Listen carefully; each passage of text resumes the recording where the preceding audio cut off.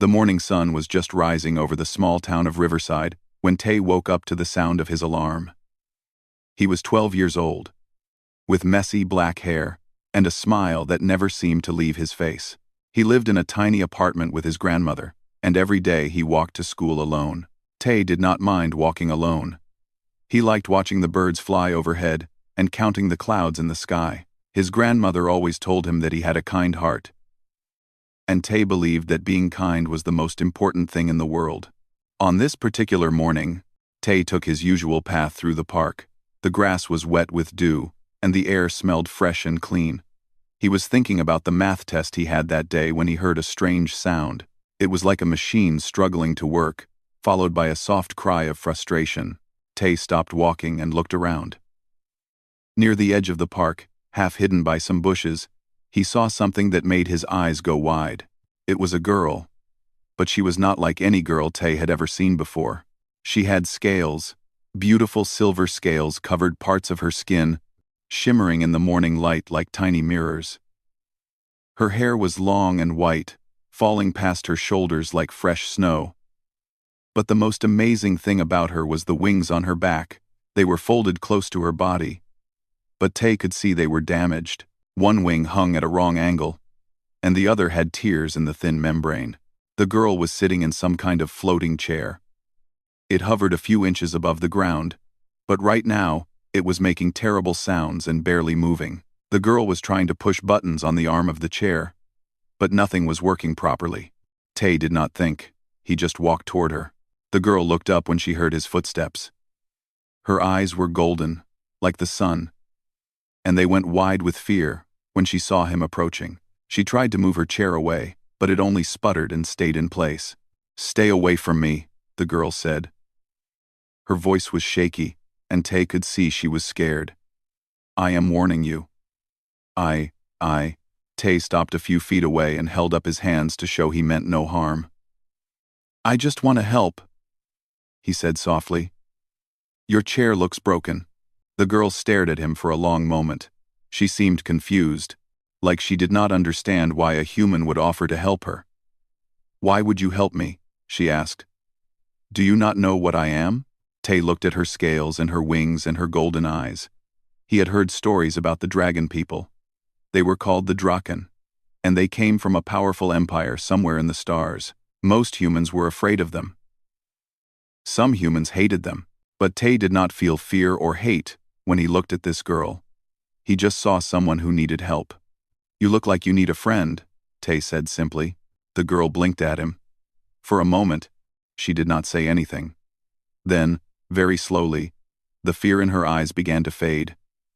It was replaced by something else. Something that looked almost like hope. "My chair broke down," she finally admitted. "I was trying to get to the human school. My mother sent me here to learn about your kind. But I got lost. And now, my chair will not work." Tay walked closer and looked at the chair. He did not know anything about Draken technology, but he could see that one of the hover units on the bottom was sparking badly. "I cannot fix this," he said honestly. "But I can push you to school. I go to the same school. It is not far from here." The girl looked shocked. "You would push my chair? All the way to school?" "Sure," Tay said with a shrug. "It is no problem." He moved behind her chair and found two handles near the back. The chair was heavier than he expected, but Tay was stronger than he looked.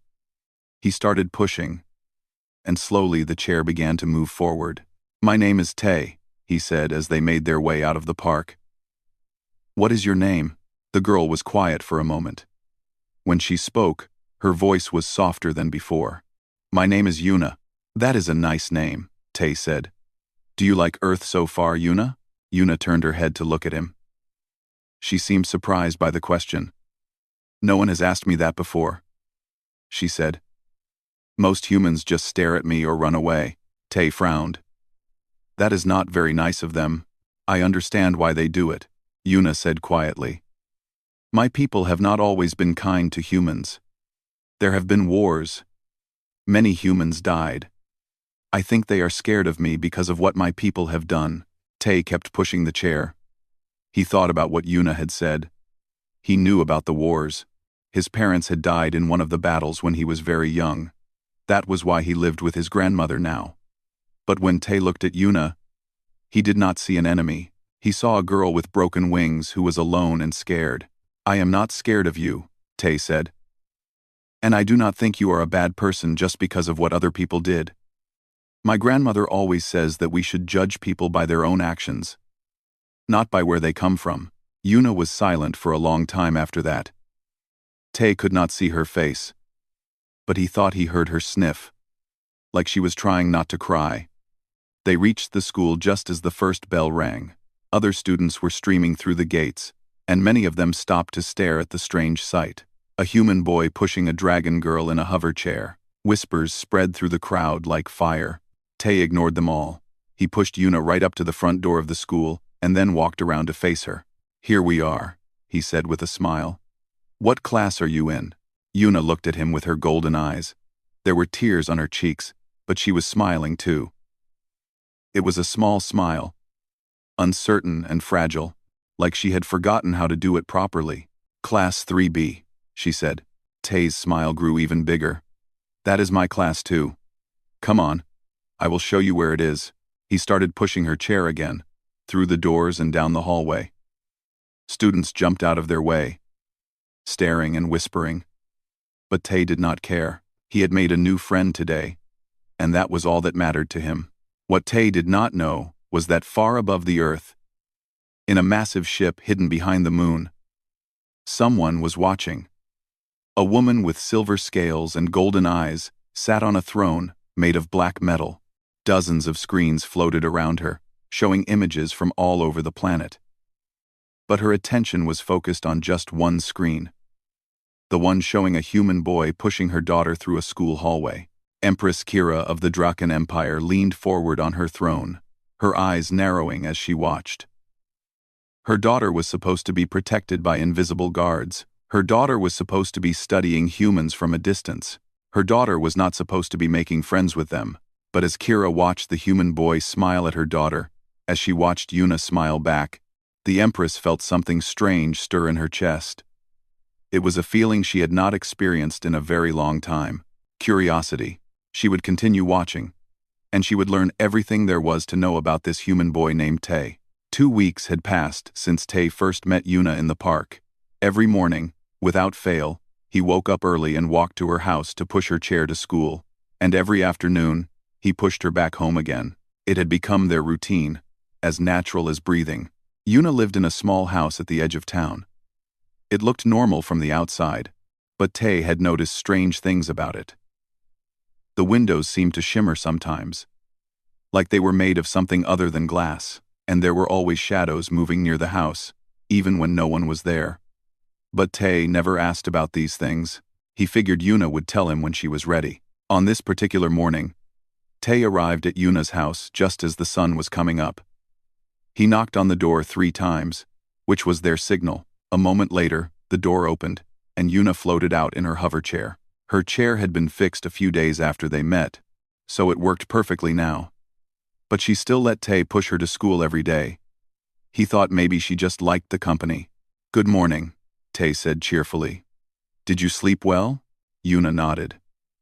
"I dreamed about flying," she said softly. "I used to fly all the time before my wings were damaged. I miss it." Tae felt a pain in his heart when he heard that. He could not imagine what it would be like to lose the ability to do something you loved. "Maybe your wings will heal someday," he said hopefully. Yuna shook her head. "The doctors say they cannot be fixed. The damage is too deep. I will never fly again." They walked in silence for a while after that. Tae did not know what to say.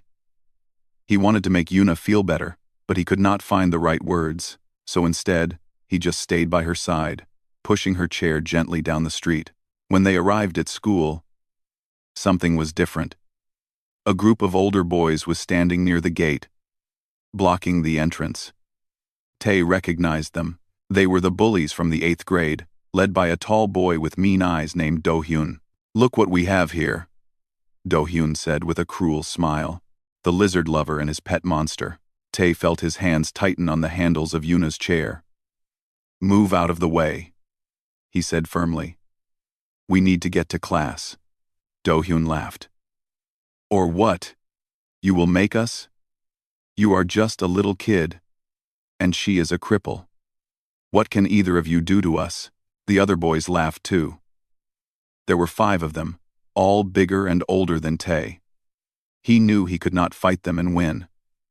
But he also knew he could not let them hurt Yuna.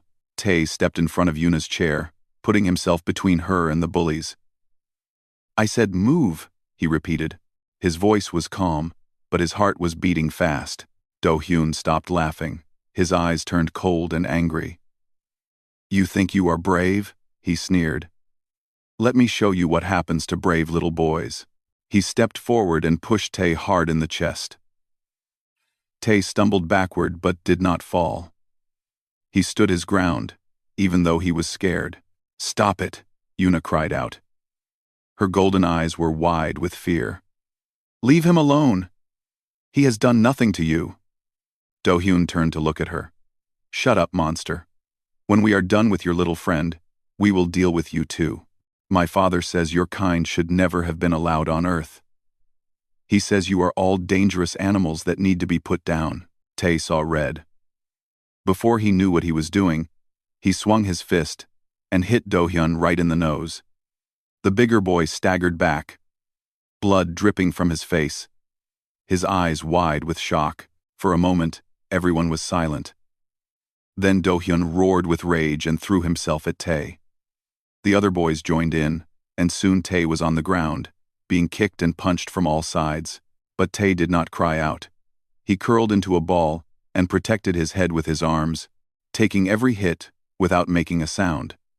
He could hear Yuna screaming for help in the background. He could hear other students running and shouting. But he did not give up. He did not beg for mercy. Finally, teachers arrived and pulled the bullies away. Tae lay on the ground, bruised and bleeding, his clothes torn and dirty. But when he looked up at Yuna, he managed to smile. Are you okay? He asked her. Yuna burst into tears. Am I okay? She cried. You are the one who is hurt. Why did you do that? Why did you fight them for me? Tae slowly sat up. His whole body hurt, but he did not care. Because you are my friend, he said simply. And friends protect each other. The teachers took Tae to the nurse's office. His injuries were not serious, just bruises and cuts that would heal in a few days. The bullies were suspended from school, and their parents were called in to talk to the principal. When Tae came out of the nurse's office, Yuna was waiting for him. Her eyes were red from crying, and she looked like she had not stopped worrying the whole time. Tae, she said, her voice trembling. I need to tell you something. About why those boys hate me so much. About why many humans hate my people. Tae sat down on a bench next to her chair. You do not have to tell me anything, he said gently. It does not matter to me, but it matters to me, Yuna insisted. You have been so kind to me, and you do not even know who I really am. I have been lying to you, Tae. Or at least, I have not been telling you the whole truth. Tae waited patiently. He could see how hard this was for Yuna, and he did not want to rush her. My mother is not just some regular Draken, Yuna finally said. She is the Empress. She rules our entire empire. Billions of Draken follow her commands. She controls the largest fleet of warships in the galaxy. Yuna's voice dropped to a whisper. She is the one who ordered the attacks on Earth during the war. She is the reason so many humans died. Tae was quiet for a long moment. He thought about his parents, who he barely remembered. He thought about his grandmother, who had raised him alone because of the war. He thought about all the pain and suffering that Yuna's mother had caused. And then he thought about Yuna, the scared girl he had found in the park, the friend who laughed at his jokes and shared her lunch with him, the person who cried when he got hurt trying to protect her. Thank you for telling me, Tae finally said. Yuna looked at him with shock. That is all you have to say? Are you not angry? Do you not hate me now? Tae shook his head slowly. You are not your mother, Yuna. You did not start the war. You did not hurt anyone. You are just a girl who cannot fly anymore and who needs a friend to push her chair to school." He reached out and took her hand gently. "And I am still that friend. Nothing you have told me changes that." Yuna stared at him like he was the strangest creature she had ever seen. And then, slowly, she started to cry again. But this time, they were not tears of fear or sadness. They were tears of relief and gratitude and something else that neither of them had a name for yet. Far above the earth, Empress Kira watched this scene unfold on her screens. She had seen her daughter get threatened. She had seen the human boy fight for her, and now she was seeing her daughter cry in the arms of a boy who knew the truth and still chose to stay. The Empress felt something crack inside her chest. A wall that she had built long ago. When she first became a ruler, and learned that rulers could not afford to have feelings. This human boy was different. He was something she had never encountered before in all her years of conquest. And for the first time in a very long time, Empress Kira did not know what to do about it. Empress Kira stood on the observation deck of her flagship, staring down at the blue and green planet below. Earth. Such a small world, barely worth noticing among the millions of planets her empire controlled. And yet, she could not stop thinking about it. 3 months had passed since she first started watching the human boy who pushed her daughter to school. 3 months of seeing him arrive at Yuna's house every morning with that same bright smile. 3 months of watching him share his food with her when she forgot her lunch. 3 months of observing him fight bullies, comfort her when she was sad, and make her laugh with his silly jokes. At first, Kira had been suspicious. She had ordered her intelligence officers to investigate the boy thoroughly. They searched his home, checked his background, analyzed his every movement. They found nothing. He was exactly what he appeared to be, an ordinary human child, with an extraordinary capacity for kindness. This bothered the Empress more than any hidden plot could have. Her advisors stood behind her, waiting for her commands. Among them was General Wook, her most trusted military leader. He was an old Draken with battle scars covering his scales, and he had served Kira's family for generations. "My Empress," General Wook said carefully. "The Council grows restless. They want to know why we remain hidden behind Earth's moon. Our fleet has been here for months, with no clear mission. They are beginning to ask questions." Kira did not turn around. "Let them ask. With respect, my Empress, perhaps it is time to bring Princess Yuna home. The experiment has served its purpose. We have learned much about human society. There is no need for her to continue mingling with these creatures." Now Kira turned. Her golden eyes were cold as ice. "Are you telling me what to do with my daughter, General?" Wook immediately lowered his head. "Of course not, my Empress. I merely offer my humble advice." Kira stared at him for a long moment. Then she turned back to the observation window. "My daughter was dying," she said quietly. "Not in body, but in spirit. After the accident that damaged her wings, she lost all will to live. She stopped eating. She stopped speaking. The best doctors in the Empire could not help her." The advisors exchanged nervous glances. The Empress rarely spoke about personal matters. "I sent her to Earth as a last hope," Kira continued. "I thought that studying a different species might spark her curiosity. I thought that having a mission might give her purpose. I did not expect." She paused, searching for the right words. "I did not expect her to find a friend, but he is a human," Wook said, unable to hide his disgust. "They are primitive creatures, violent and short-lived. What could a human possibly offer the heir to our empire?" Kira closed her eyes. She remembered watching Tay fight those boys 3 times his size, taking hit after hit without backing down. Just to protect Yuna, she remembered seeing him hold her daughter's hand after she told him the truth about who she was. She remembered observing him teach Yuna how to play human games, how to make human food, how to laugh again. "He offers her something I could not give her," Kira admitted. "He offers her happiness." The advisors did not know how to respond to this. The Empress of the Draken Empire did not speak of happiness. She spoke of conquest, of power, of the glory of their civilization. Happiness was a word for weak species that did not understand the harsh realities of the universe. But looking at her daughter smile for the first time in years, Kira was beginning to question everything she had believed. Down on Earth, Tay and Yuna were sitting in the park where they had first met. It had become their special place. Every afternoon after school, they came here to talk and spend time together before Tay pushed Yuna home. "Tay," Yuna said suddenly, "can I tell you something strange?" "Of course," Tay replied. He was lying on the grass, looking up at the clouds. "I think someone is watching us. I have felt it for months now. Eyes in the sky, following everything we do." Tay sat up and looked at her. "Do you know who it is?"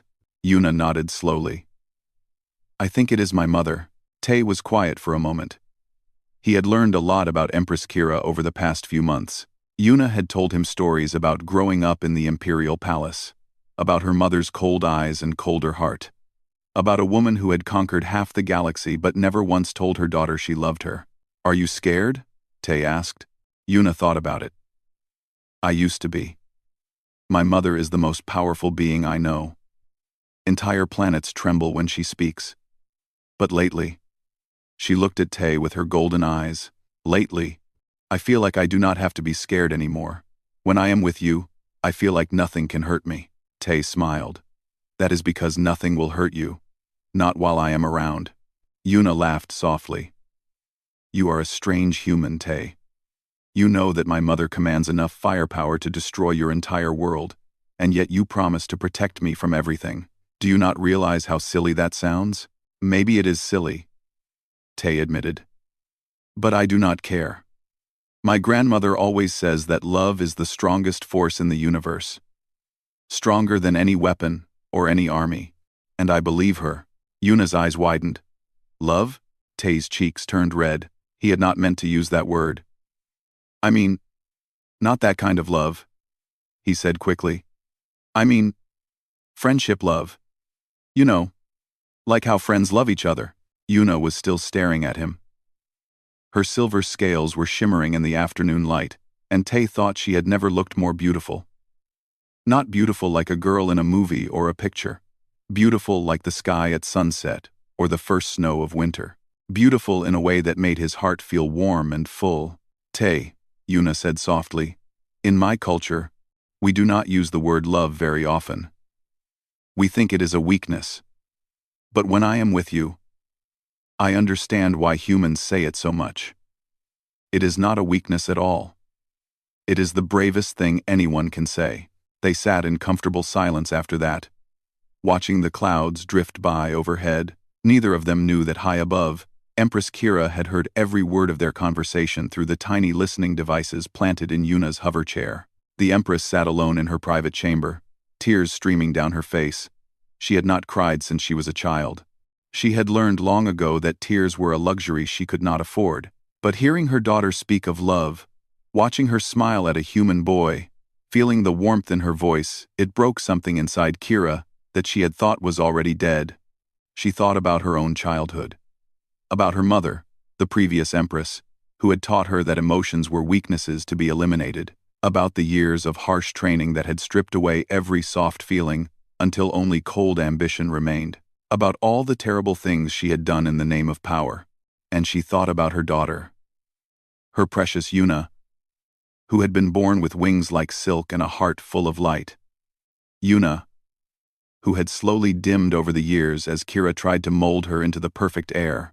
Yuna, who had nearly died inside before a human boy showed her how to live again. Kira made a decision. She walked to her communication console and issued a single command. "Prepare my shuttle. I am going to Earth." General Wook's voice came through the speaker, filled with alarm. "My Empress, you cannot be serious. The risk is too great. The humans will." "I do not care about the humans," Kira interrupted.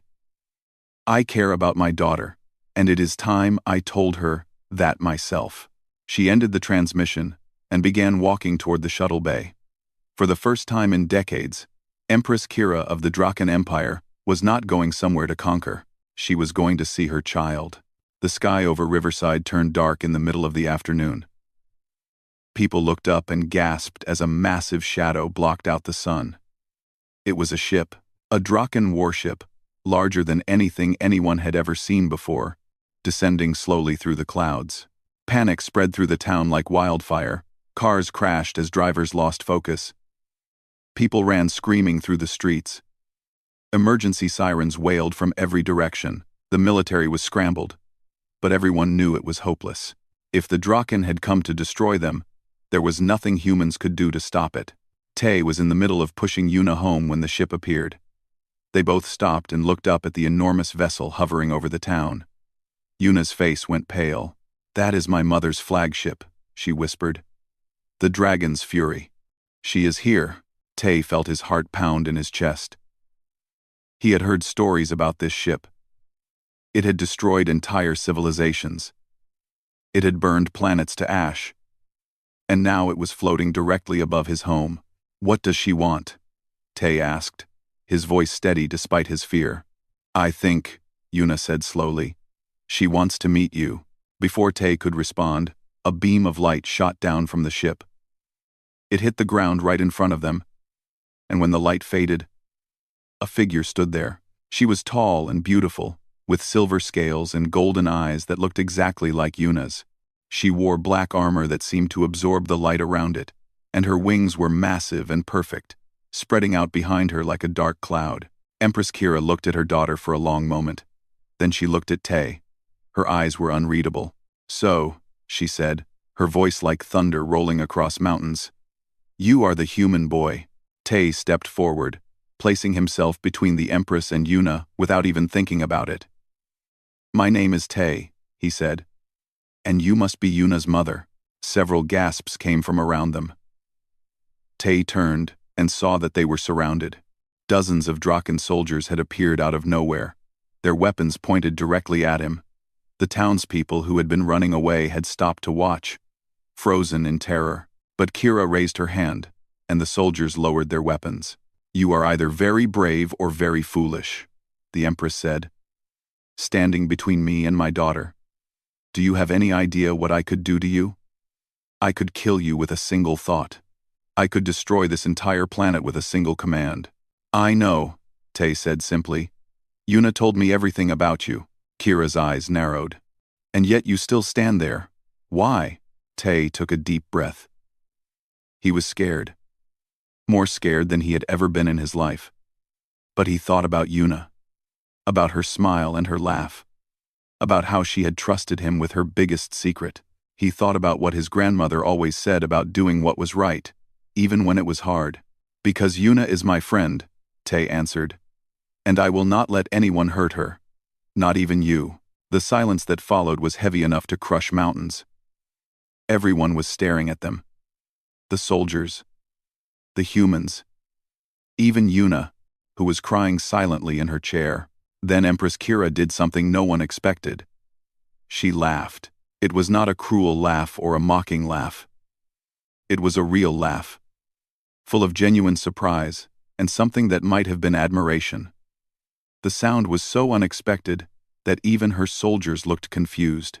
"You are an interesting creature," Kira said when she stopped laughing. "In all my years, I have never met anyone who dared to speak to me like that. Kings and queens have begged for mercy at my feet. Entire armies have surrendered at the sight of my ship. But you, a small human boy with no power and no weapons, stand before me without trembling." She walked closer, and Tay forced himself not to step back. Up close, he could see that her golden eyes were exactly like Yuna's, but colder, harder, eyes that had seen too much death and caused too much pain. "Tell me," Kira said softly. "Why do you push my daughter to school every day? Why do you share your food with her? Why do you fight bullies for her? What do you want from her?" Tay looked confused by the question. "I do not want anything from her." "Everyone wants something," Kira insisted. "Power, money, status, protection. What is your price?" "There is no price." Tay shook his head. "I help her because she needed help. I became her friend because she needed a friend. That is all." Kira stared at him for a long time. She was looking for something in his eyes, some hidden motive, some secret desire, but all she found was simple. Honest kindness. The same kindness she had been watching for 3 months. The kindness that had brought her daughter back to life. "Mother," Yuna spoke up, her voice trembling. "Please do not hurt him. He is the best friend I have ever had. He is the only person who has ever made me feel like I am not broken." Kira turned to look at her daughter. She saw the tears on Yuna's face. She saw the fear in her golden eyes, but it was not fear for herself. It was fear for Tay. This small human boy had somehow become more important to her daughter than anything else in the universe. And in that moment, Kira understood something she had never understood before. She had spent her whole life conquering, taking what she wanted by force, building an empire through fear and power. She had thought that was what strength meant. She had thought that was the only way to survive in a cruel universe. But this human boy had conquered her daughter's heart without a single weapon. He had built something that all of Kira's armies could not create. He had shown Yuna that there was another kind of strength, the strength to be kind even when the world was cruel, the strength to love even when it seemed foolish, the strength to stand up for someone else even when you had nothing to gain. "You are right," Kira finally said. She was not talking to Tay. She was talking to herself, realizing something that had been hidden in her heart for far too long. "You are absolutely right." She turned to her soldiers. "Lower your weapons, all of you." The soldiers obeyed instantly, though they looked uncertain. Kira walked past Tay and knelt down in front of her daughter's hover chair. It was the first time in years that she had looked at Yuna at eye level. The first time she had made herself small instead of towering over everyone else. "Yuna," she said, and her voice was different now. Softer. Almost gentle. "I have made many mistakes in my life. But the biggest mistake was thinking that love was a weakness. I watched you fade away after your accident, and I did not know how to help you. I thought sending you here was an experiment. I did not realize you were teaching me something instead." Yuna was sobbing now. "Mother, I am sorry," Kira said. The words felt strange on her tongue. She could not remember the last time she had apologized for anything. "I am sorry for making you feel broken. You are not broken. You are my daughter, and you are perfect exactly as you are." She reached out and took Yuna's hands in her own. Then she looked up at Tay, who was watching them with wide eyes. "And you?" Kira said to him. "Thank you. For giving me my daughter back. For showing both of us what true strength looks like." She paused, and something that might have been a smile crossed her face. "You will always have a place in our family." Around them, the people of Riverside were watching in amazement. The Empress of the Draken Empire, the most feared being in the galaxy, was kneeling on their street, crying and holding her daughter's hands. And at the center of it all stood a 12-year-old boy named Tay, who had done nothing more than push a hover chair to school every morning. Sometimes, the simplest acts of kindness could change the entire universe. 1 year had passed since the day Empress Kira landed in Riverside. The world had changed in ways no one could have imagined. The peace treaty between Earth and the Draken Empire was signed 3 months after that fateful afternoon. It was not like other treaties, written in cold legal language and signed by politicians who did not trust each other. This treaty was different. It was personal. Empress Kira had stood before the leaders of Earth and told them the truth. She told them about the wars she had started, about the lives she had taken, about the fear and anger that had driven her to see humans as enemies instead of equals. And then she told them about Tay. About a boy who had every reason to hate her kind but chose to show kindness instead. About how his simple act of pushing a wheelchair had changed everything she believed. The human leaders had been suspicious at first. How could they trust someone who had destroyed so many of their people? But then they saw Yuna. They saw a dragon girl who smiled and laughed and talked about her human friend like he was the most important person in the universe. They saw the Empress look at her daughter with eyes full of love and regret, and slowly, they began to believe that change was possible. The treaty brought many benefits to both species. The Draken shared their advanced technology with Earth, medical knowledge that could cure diseases humans had struggled with for centuries, clean energy sources that would end pollution forever, ships that could travel to distant stars, opening up the entire galaxy for exploration. In return, The humans shared something the Draken had lost long ago. They shared their art and their music, their stories and their dreams. They shared their ability to find joy in small things, to celebrate life even when times were hard, to love fiercely and completely without caring if it made them vulnerable. The galaxy watched in amazement as the most powerful empire changed its ways. Empress Kira, once known as the Destroyer of Worlds, was now being called the Builder of Bridges. Other species that had lived in fear of the Draken began to reach out, hoping for peace. Old enemies became new friends. The universe was healing, and at the center of it all was Tay. He did not think of himself as special. He still lived in the same small apartment with his grandmother. He still went to the same school.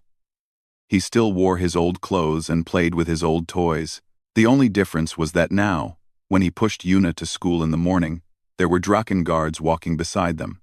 Not to protect Yuna from humans, but to protect Tay from anyone who might want to hurt the boy who had changed everything. "You know," Yuna said one morning as they made their way through the park, "you could live in the Imperial Palace if you wanted. My mother has offered many times. You would have your own room, servants to bring you anything you desire. The finest food in the galaxy." Tay laughed and shook his head. "No thanks. I like my grandmother's cooking better than anything in any palace." Yuna smiled. She had been smiling a lot lately.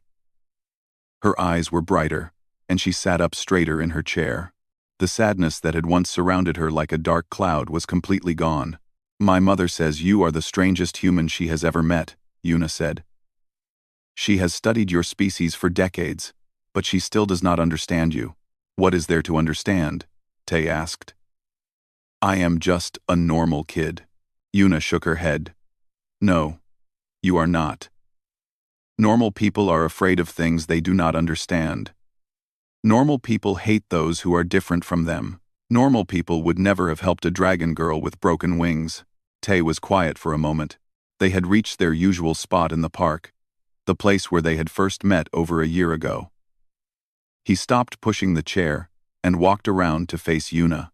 "Can I tell you something?" he asked. "Of course." Tay sat down on the grass in front of her. "When I first saw you that day, I was not being brave. I was scared. You were covered in scales with wings on your back and eyes like the sun. You were the strangest thing I had ever seen. Part of me wanted to run away." Yuna looked surprised. "Then why did you come over to me?" "Because you looked sad," Tay said simply. "And scared. And alone. I knew those feelings. After my parents died, I felt them all the time. And I thought, if I could make you feel a little less alone, then maybe that was worth being scared for." Yuna felt tears forming in her eyes. "Tay, I am not special," Tay continued. "I am not brave or smart or strong. I am just someone who knows what it feels like to be alone, and who does not want anyone else to feel that way. That is all." Yuna reached out and took his hand. Her scales were cool against his warm skin, but neither of them minded anymore. They were used to their differences now. They had learned that different did not mean wrong. "That is exactly why you are special," Yuna said softly. "Because you do not try to be. Because your kindness is as natural to you as breathing. Because you see people as people, not as humans or Draken, or enemies, or friends, just people who need love and understanding." They sat together in comfortable silence, watching the clouds drift by overhead. The same clouds they had watched together so many times before. But everything was different now. The war was over, the future was bright, and they had each other. A shadow fell over them, and they looked up to see Empress Kira standing nearby. She was not wearing her battle armor today. Instead, she wore simple robes that made her look almost like a normal person. "Almost. I thought I would find you two here," Kira said. There was warmth in her voice that had not existed a year ago. "Mother," Yuna exclaimed happily. "What are you doing on Earth?" "I thought you had meetings with the Galactic Council today," Kira smiled. "I did. But I finished early. And I realized that I have spent too many years focusing on meetings and councils and empires. I wanted to spend some time with my daughter instead. She looked at Tay. And with her best friend, Tay stood up and bowed respectfully. Even after all this time, he was still not completely comfortable around the Empress. She was, after all, the most powerful being in the known universe. There is no need for that, Kira said gently. She reached out and lifted his chin so he was looking at her eyes. You are family now, Tay. You do not bow to family. Tay felt his cheeks turn red. Yes, Your Majesty. Yes, ma'am. Kira laughed. It was a sound that still surprised everyone who heard it. A year ago, no one would have believed the Empress could laugh. Just call me Kira. Or, if you are comfortable with it, you may call me Auntie. That is what humans call family members, is it not? Yuna looked at her mother with wide eyes. Mother, are you feeling all right? I feel better than I have felt in a very long time, Kira replied. She sat down on the grass next to Tay, spreading her wings out behind her to catch the sun. I have been thinking about something your friend said to me last year. Do you remember? Tay, you told me that love is the strongest force in the universe. Tay nodded slowly. My grandmother taught me that. Your grandmother is very wise, Kira said. I have conquered thousands of worlds with my armies. I have defeated enemies with power beyond imagination. But I could not save my own daughter from her sadness. I could not reach her heart no matter how hard I tried. And then you came along. A small human boy with no power at all. And you did what I could not do. You saved her with nothing but kindness. She turned to look at both of them. That is why I have decided something. I am going to change my empire. No more conquering. No more destroying. From now on, the Draken will be builders instead of conquerors. Healers instead of warriors.